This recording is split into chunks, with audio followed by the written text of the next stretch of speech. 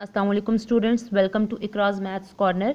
आज हम लोग class 10th chapter 9 theorem 9.2 discuss करेंगे। स्टेटमेंट से पहले आप लोगों को कॉर्ड और डायमीटर का पता होना चाहिए कि डिफरेंस क्या है एक कॉर्ड या डायमीटर का।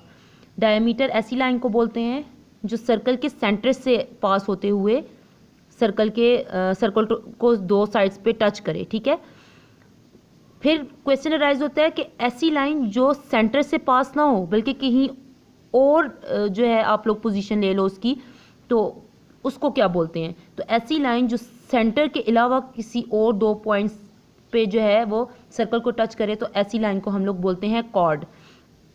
स्टेटमेंट क्या है आप लोगों के पास कि straight line drawn from the centre of the circle to bisect a chord, के ऐसी स्ट्रेट लाइन जो कि सेंटर से ड्रॉ हुई हुई है। आप लोग पहले सर्कल बना लो, आप लोगों को सर्कल गिवन है इसका मतलब है, और स्ट्रेट लाइन आप लोगों ने कैसे ड्रॉ करनी है, सेंटर से कॉर्ड के ऊपर इस तरीके से ड्रॉ की हुई है कि वो उसको बाइसेक्ट कर रहा है। बाइसेक्ट का मतलब है कि वो उसको दो इक्वल पार्ट में डिवाइड कर रहा है। ठीक है, मतलब अगर ये लाइन है तो इसको दो इक्वल पार्ट में, ये 6 सेंटीमीटर की लाइन है तो 3 में डिवाइड करेगा। तो कहता है कि तुम लोग प्रूव करो is perpendicular to the chord, के वो जो लाइन तुम लोगों ने उसके ऊपर ड्रॉ की हुई है वो कोई और लाइन नहीं बल्कि परपेंडिकुलर लाइन है। एक्चुअली हम लोगों ने क्या करना है कि ये जो एंगल 1 और एंगल 2 बना हुआ है, अगर मैं ये शो कर दूं कि ये 90 डिग्री का एंगल है तो ऑटोमेटिकली ये जो लाइन है ये परपेंडिकुलर को शो करेगी। स्टेटमेंट के बाद फिगर होगी, फिगर के बाद गिवन आप लोगों ने लिखना है। गिवन में आप लोगों के पास क्या गिवन है, a circle with centre O. हमें क्या गिवन है, एक सर्कल, सेंटर कितना है उसका हम लोगों ने क्या लिया, विद सेंटर ओ। इस तरीके से कि हमें और भी क्या चीज़ गिवन थी, कॉर्ड गिवन था, तो A B is the chord. आप लोगों को कॉर्ड गिवन है और ऑफ द सर्कल, और आप लोगों को क्या गिवन है, मिड पॉइंट। मींस उसने कहा कि उसको बाइसेक्ट कर रहा था। ये जो स्ट्रेट लाइन आप लोगों ने ली हुई है, उसने कहा कि ये इस कॉर्ड को दो इक्वल पार्ट में डिवाइड कर रहा है। तो आप लोगों को क्या दूसरी चीज़ गिवन हुई कि इसमें एक मिड पॉइंट भी है। तो हम लोग इधर लिख लेते हैं कि M is the mid point. Mid point का क्या मतलब हुआ फिर, such that A M is congruent to B M. ये आप लोगों ने गिवन है उसमें मार्क करना है। ठीक है, ये आप लोगों को गिवन हो गया। उसके बाद आप लोगों को प्रूव क्या करना है, प्रूव ये करना है कि ये जो लाइन है ये कोई और लाइन नहीं बल्कि परपेंडिकुलर की लाइन है। ओ एम आप लोगों के पास जो लाइन है वो परपेंडिकुलर है किसके ऊपर, ए बी के ऊपर। ये आप लोगों ने प्रूव करना है। ठीक हो गया। कंस्ट्रक्शन हम लोग करेंगे, ओ को ए से और बी के साथ ज्वाइन करोगे, join O to A and B, A and B, ये आप लोगों ने ज्वाइन करना है। उसके बाद आप लोगों के पास आ जाता है प्रूफ स्टेटमेंट रीजन। दो ट्रायंगल्स आप लोगों को नजर आ रही होंगी, ट्रायंगल ओ ए एम और ट्रायंगल ओ बी एम। उन दोनों के दरमियान में आप लोगों ने क्या करना है, 1:1 करस्पॉन्डेंस लेनी है। Triangle O A M is 1:1 correspondence to triangle O B M. इस तरीके से कि आप लोगों को गौर से देखो तो नजर आ रहा होगा कि ओ एम इस ट्रायंगल के अंदर भी है, इस ट्रायंगल के अंदर भी है। तो O M is congruent to O M, common. उसके बाद आप लोगों के पास क्या आ जाता है, A M is congruent to B M, given.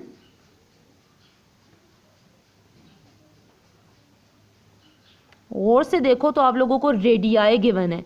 O radius क्या होता है, सेंटर से सर्कल के किसी भी एरिया पे आप लोग अगर लाइन ड्रॉ कर दो तो वो इसका रेडियस कहलाता है। तो दो रेडियस गिवन है, ओ ए और ओ बी। तो ऑफ कोर्स ओ से ए तक और ओ से बी तक डिस्टेंस सेम होगा क्योंकि ये रेडियस है सर्कल का। तो हम लोग लिख सकते हैं O A is congruent to O B, radii of the same circle, of circle. तीन चीजें पूरी हो गई तो 1:1 करस्पॉन्डेंस हम लोग लिख सकते हैं कॉन्ग्रुएंसी में। कॉन्ग्रुएंट है ट्रायंगल ओ बी एम, तो यहाँ पर तो सामने नजर आ रहा है कि तीनों साइड्स हैं, तो साइड साइड साइड पोस्टुलेट यहाँ पर यूज होगा। Two triangles are congruent so remaining sides and angles are also congruent. तो रिमेनिंग साइड तो कोई बचती नहीं है, पीछे क्या बचता है आप लोगों के पास, एंगल बचता है। तो angle 1 is congruent to angle 2 हम लोग लिख सकते हैं।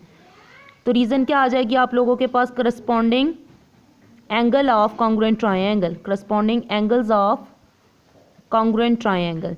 के दो ट्रायंगल अगर कॉन्ग्रुएंट हैं तो उनकी साइड और एंगल्स आपस में कॉन्ग्रुएंट हो जाते हैं। अब हम लोगों ने एंगल तो लिख लिया कि angle 1 is congruent to angle. हम लोगों ने एक्चुअली क्या प्रूव करना था, ओ एम ए बी के ऊपर परपेंडिकुलर है, जिसके लिए मैंने आप लोगों को स्टार्ट में बता दिया था कि एंगल 1 और एंगल 2 को मैं अगर शो कर दूं कि ये 90 डिग्री के एंगल हैं तो ऑटोमेटिकली ये लाइन परपेंडिकुलर बन जाएगी। तो हम लोग यहाँ पर सुप्लीमेंट्री पोस्टुलेट यूज़ करेंगे। सुप्लीमेंट्री पोस्टुलेट क्या होता है? स्ट्रेट लाइन, आप लोगों को पता हो कि स्ट्रेट लाइन एंगल कौन सा होता है? 180 डिग्री का। वो कैसे बनता है? ऑफ कोर्स इसके दरमियान में ये लाइन लगी हुई है, तो एंगल 1 और एंगल 2 दोनों को प्लस करूँगी तो वो 180 डिग्री का एंगल बनेगा। तो जैसा कि हमें मालूम है measurement of angle 1 plus measurement of angle 2 जो है वो किसके इक्वल है? 180। तो वो रीज़न किस में आ जाएगी? सुप्लीमेंट्री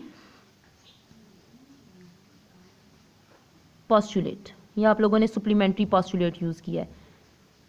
तो उसके मुताबिक गौर से देखो तो ऐसे कौन सा एंगल है? ऊपर हम लोगों ने कहा है कि एंगल 1 और एंगल 2 बिल्कुल सेम है कि अगर ये 60 है तो ये भी 60 होगा, ये 30 है तो ये भी 30। तो ऐसा कौन सा एंगल है कि यहाँ पर मैं पुट करूँ तो वो उसमें वही वाला एंगल प्लस करें तो वो 180 आएगा। तो हमें मालूम है कि एंगल 1 और एंगल 2 दोनों क्या होंगे फिर? वो 90, क्योंकि ऊपर हम लोगों ने मैंशन किया हुआ है। So implies that measurement of angle 1 is equal to measurement of angle 2 is equal to 90 degree के ये और कोई एंगल नहीं हो सकते बल्कि 90 के हो सकेंगे।